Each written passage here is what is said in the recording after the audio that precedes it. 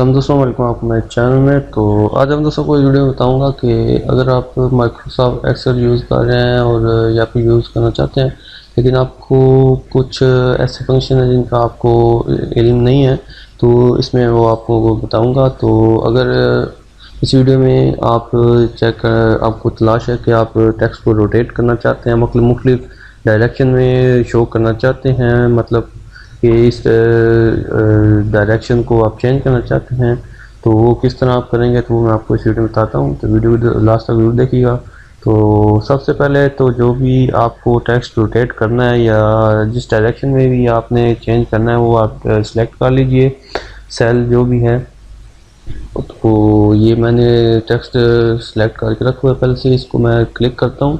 Click करने के बाद इस पर राइट क्लिक करना है आपने, जिस सेल को भी आपने जिस टेक्स्ट पर आपने रोटेट करना है जिस टेक्स्ट को, उसमें जाके आपने राइट क्लिक करना है, फिर फॉर्मेट सेल पे क्लिक करना है।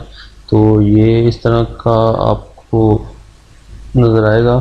तो इसमें यहाँ अलाइनमेंट पे आपने आ जाना है। अलाइनमेंट पे आने के बाद नंबर आएगा, नंबर यहाँ पे अलाइनमेंट, तो ये आप चेक कर सकते हैं। ओरिएंटेशन, ओरिएंटेशन को आपने जो है, अब ये देखें ये टेक्स्ट है, तो ये आपने कर्सर यहाँ से ले जाके यहाँ पे करेंगे तो ये 43 डिग्रीज आ जाएगा। तो इस पर आप चेक करा देता हूँ, ये आप चेक करें।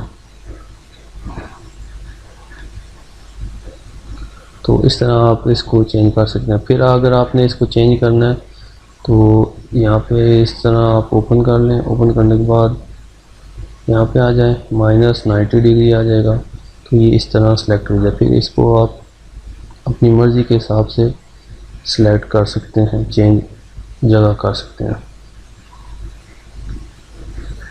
अगर इसको आपने चेंज मज़ीद करना है तो इसको +90 डिग्री पे ले जाके आपने ओके कर देना, तो ये इसका जो रुख है इस तरफ हो जाएगा।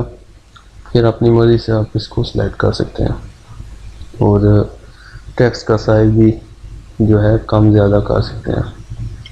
तो इस तरह आप रोटेशन का चेंज, ओरिएंटेशन चेंज कर सकते हैं, रोटेट कर सकते हैं उन टेक्स्ट को। उम्मीद है आप दोस्तों को ये वीडियो पसंद आई। अगर पसंद आई तो लाइक ज़रूर कीजिएगा, दोस्तों साथ शेयर कीजिएगा। मिलते हैं नेक्स्ट वीडियो में। दुआ में याद रखिएगा। खुदा हाफिज़।